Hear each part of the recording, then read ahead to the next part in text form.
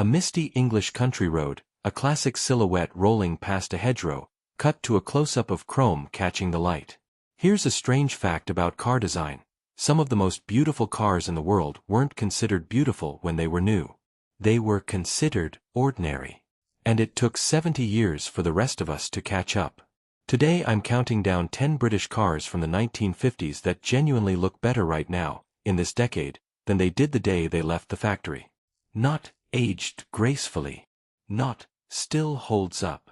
I mean objectively more admired today than in their own era, and by the end of this video you'll understand exactly why.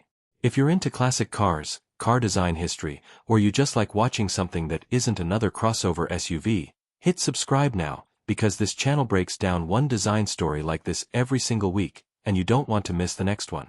Also, drop a comment part way through with your own pick. I read every single one, and the best comment gets pinned. Alright. Let's get into it. Why do old cars look better now? Quick context segment. Before the countdown, quickly. Why does this even happen? Why do some cars look worse to their own generation and better to every generation after? 3 reasons. First, context. In the 1950s, these cars existed next to other 1950s cars. A Jaguar XK 150 didn't look exotic parked next to an Austin A35, it just looked like a nicer version of the same basic idea. Put that same Jaguar next to a modern crossover with a grille the size of a barn door, and suddenly its proportions look impossibly delicate. Second, the disappearance of the human hand. 50s British cars were still shaped largely by eye. A stylist would stand back from a clay model, squint, and say, "Take a 16th off there."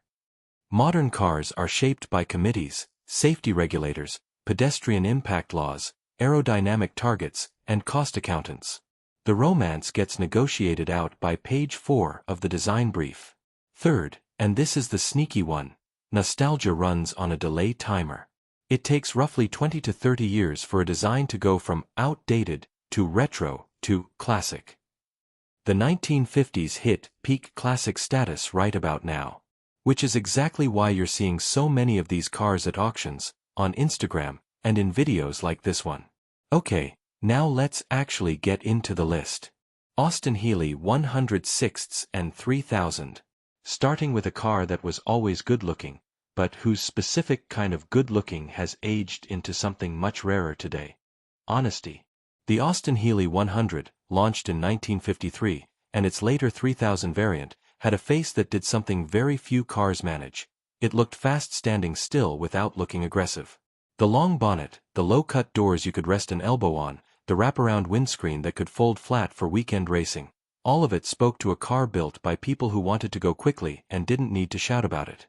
In period, critics sometimes compared the big Healey unfavorably to sleeker European rivals, a bit brutish, a bit agricultural under the skin. But that same crude quality is exactly what reads as charismatic now. In an era of cars designed to look aggressive through slashes, vents, and fake scoops, the Healey's aggression is entirely structural. It doesn't need a single decorative line. The shape does the talking. Stand one next to a modern hot hatch with a chin spoiler wide enough to trip over, and the Healey looks like quiet confidence next to nervous overcompensation. Morris Minor. This one might surprise you, because the Morris Minor was never meant to be beautiful. It was meant to be sensible. Alec Isagones designed it as a car for the everyman. Cheap to build, cheap to run, easy to fix. In the immediate post-war years, pretty ranked somewhere around 9th on the priority list, behind affordable, reliable, and doesn't fall apart on a B-road. And yet, look at a Morris Minor today, those big round headlamps sitting high on the wings, the gently bulging fenders, the split windscreen on early models, paint in colors like Clarendon gray or highway yellow, and it reads as almost impossibly charming. It has become, entirely by accident, one of the cutest cars ever built. It looks like a cartoon character's car. That charm wasn't fully intentional. It emerged from function. The rounded panels were partly a product of the era's pressing technology, and the high-mounted headlamps were actually a legal requirement change partway through production. They'd originally sat lower, in the grille, and had to move for export market lighting rules. Practical compromises, every one of them. And yet they landed on a shape that today reads as pure, unfiltered whimsy. There's also scale. In the 1950s it was just a small car. Today, parked next to almost anything on the road, it looks positively toy-like. And in an age of bloated vehicles, that smallness has become a kind of beauty in itself. Sunbeam Alpine, Series I. The original Sunbeam Alpine, launched in 1953 as a hand-built roadster before the more famous Series-era Alpine arrived later in the decade, got completely overshadowed in its own time by flashier rivals from MG, Triumph, and Austin Healey. But look at it now. The low, wide grille. The subtly finned rear wings that hint at American influence without going full Cadillac about it. A bonnet line that flows without a single wasted crease. It's a masterclass in restraint from an era that, elsewhere in the automotive world, was going absolutely mad for chrome and tail fins. In 1953, restraint wasn't fashionable, excess was. The Alpine's comparatively clean lines made it look almost conservative next to its brasher competition. But that same restraint is exactly what modern eyes crave. We've spent 20 years drowning in visual noise, fake vents, aggressive character lines, grills the size of small caves. The Alpine's quiet confidence now reads as sophistication rather than shyness. Triumph TR3. The Triumph TR3, introduced in 1955, had a face people either loved or found a bit odd back in the day. That distinctive open, toothy grille with no bumper covering it looked slightly unfinished to some contemporary reviewers, like a car caught mid-sentence. Today, that same open-mouthed grille is one of the most recognizable and beloved fronts in British motoring. It gives the TR3 a personality, a slightly cheeky expression no modern car, with its scowling LED signature lighting, could ever replicate. It genuinely looks like it's smiling. The rest of the body holds up too. Simple, taut surfaces. A short rear deck. Wire wheels that look impossibly delicate next to the enormous alloys crammed onto modern cars. In period, the TR3 was seen as a scrappy, cut-price alternative to the more sophisticated Austin Healey. Today it's celebrated for exactly that scrappiness, a car built by engineers who cared more about function than fashion, and who accidentally created something timeless in the process. Land Rover Series I. This might be the most unusual entry on the list, because the Series I Land Rover was never designed to be looked at the way a Jaguar or Aston Martin was. Designer Maurice Wilks conceived it as a stopgap product, a rugged farm vehicle inspired by the American Willys Jeep, built from surplus aircraft aluminum because steel was still rationed after the war. Nobody in 1948 thought this thing was beautiful. It was a tool. Flat panels, an upright stance, a fold-flat windscreen, and a color palette limited mostly to Army surplus green because that's what aluminum paint was available. And yet today, the Series I is one of the most fashionable vehicles you can own. Its flat panels and total lack of decoration became the blueprint for an entire aesthetic, the utilitarian chic look that brands, including Land Rover's own modern Defender, are still chasing. Panels that were purely a manufacturing necessity now read as intentional minimalism. Exposed rivets and hinges that were simply cheap to produce now look like industrial jewelry. Sometimes the least designed object becomes the most stylish, precisely because it was never chasing a trend in the first place. MGA. The MGA, launched in 1955, marked a huge visual departure for MG, smooth, envelope-bodied styling, replacing the traditional upright, separate-fendered look of the earlier T-Series cars. At the time, some MG loyalists were actually uneasy about it. It looked almost too modern, too much like it was chasing Italian and American trends rather than staying true to MG's traditionally old-fashioned British character. Ironic, considering how the MGA looks now.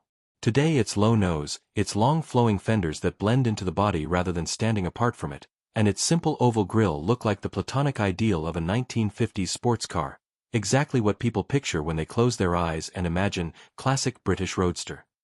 What reads today as the quintessential 50s shape actually looked, at launch, like MG breaking from its own past.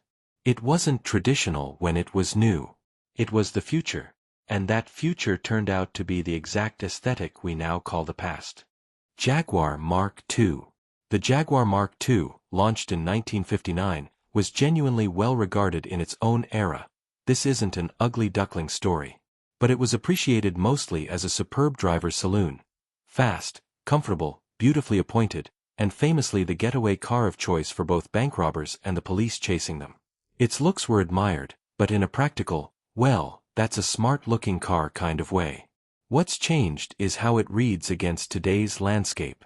A relatively low roofline, slim pillars, and a greenhouse of glass that lets you see almost 360 degrees around the cabin look shockingly elegant compared to modern three-box sedans, most of which have grown thick pillars, shallow windows, and bloated haunches in the name of crash safety and perceived road presence. Sit in a Mark II and you can actually see out of it. Look at one from outside and your eye can trace every line in about 2 seconds, because there aren't 40 competing creases fighting for attention. Thanks partly to its ongoing association with British detective dramas, it's become a symbol of tailored, understated elegance that modern executive saloons, however advanced, simply can't replicate. It looks like a car designed by someone who also designed suits.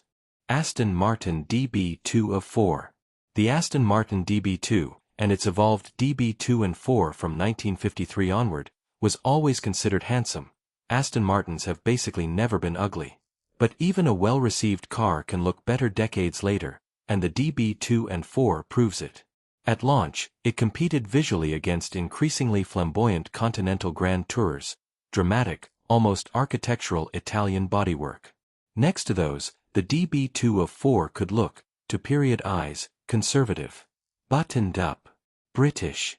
Today that restraint reads as extraordinary sophistication. The long bonnet housing that inline six, the shallow oval grille, the fastback roofline that made the DB2 and 4 one of the first genuine hatchback Grand Tours, every proportion looks intentional in a way that makes modern GT cars, with their aggressive vents and digitally sculpted surfaces, look almost desperate for attention by comparison.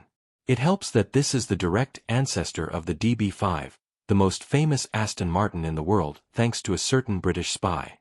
Looking at the DB2 of 4 now, you can see the entire visual DNA of everything Aston Martin has built since, distilled into its earliest, purest form. Bentley R-Type Continental. If one car on this list has gone from very expensive luxury item to widely regarded as one of the most beautiful cars ever made, full stop, it's the Bentley R-Type Continental, produced from 1952. In period it was absolutely acknowledged as gorgeous, one of the fastest and most expensive four-seaters in the world, hand-built in small numbers with aluminum bodywork shaped for minimal drag. But it existed primarily as a luxury object, evaluated by the wealthy few who could afford one mostly as a status symbol and engineering achievement. Aesthetics came second. 7 decades on, design historians discuss the R-Type Continental in almost reverent terms. That sweeping fastback roofline. The subtly tapered tail. Front wings that flow into the doors without a single hard brake. It's often cited as one of the purest applications of aerodynamic principle to automotive beauty from the entire pre-computer design era. Every curve earns its place, functionally or visually, usually both. Modern restomods and coach-built tributes constantly chase this exact silhouette. When luxury brands today try to evoke old-money elegance, they're drawing, whether they admit it or not, from the R-Type Continental's playbook. It's aged from beautiful expensive car into simply beautiful. No asterisk required. Jaguar XK 120/XK 140/XK 150. And at number 1, it could only be one family. The Jaguar XK series, running from the XK 120 in 1948 through the XK 140 and finally the XK 150, closing out the decade. The XK 120 was already a sensation in its own era. Proportions so low and sleek that Jaguar was reportedly surprised by the public reaction and had to rapidly scale up production from what was originally planned as a low-volume specialty model. So this isn't a case of an unappreciated design finding its moment decades later. People lost their minds over this car in 1948. But here's what's fascinating. The XK's reputation hasn't just held up over 75 years, it's actively grown. In period, the XK 120 was admired mostly as a fast, exotic, slightly dangerous-looking machine. Today it's discussed in almost the opposite terms, as an exercise in pure, harmonious proportion. That long, voluptuous bonnet. Front fenders that swell out and taper elegantly back toward the doors. A narrow, upright grille flanked by round headlamps that give the car a face somehow both aggressive and warm. Context is everything here. In 1948, the XK120 competed against other genuinely beautiful sports cars working within a similar visual language of flowing curves. Today, it exists in a world of angular crossovers and grilles so large they seem to be trying to eat the rest of the car. Next to that landscape, the XK's simplicity, one sweeping line from headlamp to tail, almost no ornamentation beyond what's structurally necessary, looks less like a product of its time and more like a design that arrived from the future by mistake. It's telling that the XK silhouette remains one of the most reproduced in automotive history. Concept cars still reference it. Retro-styled sports cars still chase it. Malcolm Sayer, the aerodynamicist turned stylist who shaped it, and who'd go on to shape the E-Type, created something that never really went out of fashion because it was never really in fashion to begin with. It existed slightly outside of trends. Which is exactly why it's aged better than almost anything else built in the same decade. A few more that just missed the cut. The Riley RME, with its narrow chrome grille and pontoon fenders, has quietly become a favorite among vintage rally enthusiasts for its perfectly balanced, old-world charm. The Daimler Conquest Roadster, with its distinctive fluted bonnet, is almost unknown to general audiences today but treasured by collectors for a shape unlike anything else on the road. And the humble Ford Anglia 100E, a car nobody thought twice about in period, has developed a strange cult following purely for its oddball, slightly awkward proportions. Proof that sometimes cars come back into fashion not despite their flaws, but because of them. So what do all 10 of these cars have in common? It's not one single thing. Some, like the Jaguar XK 120 and the Bentley R-Type, were already considered beautiful when new, and simply grew more beautiful with hindsight. Others, like the Morris Minor and the Land Rover Series I, were never designed with beauty as the goal at all, and became beautiful almost by accident, as pure function crystallized into a shape decades of trends could never quite improve on. But the common thread is this: none of these cars were designed by committee, none were shaped primarily by pedestrian safety regulations or wind tunnel targets or focus group feedback, and none were trying too hard. They were built by small teams, sometimes individual designers, working largely by eye and prioritizing proportion over decoration. Maybe that's why, 70 years later, we keep coming back to them.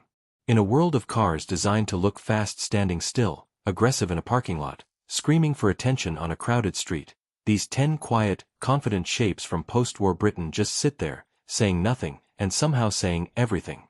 Which one's your favorite? Drop it in the comments, and if you enjoyed this, hit subscribe and turn on notifications, because next week we're doing the Italian side of this story, and trust me, it gets even more interesting. Thanks for watching. See you in the next one.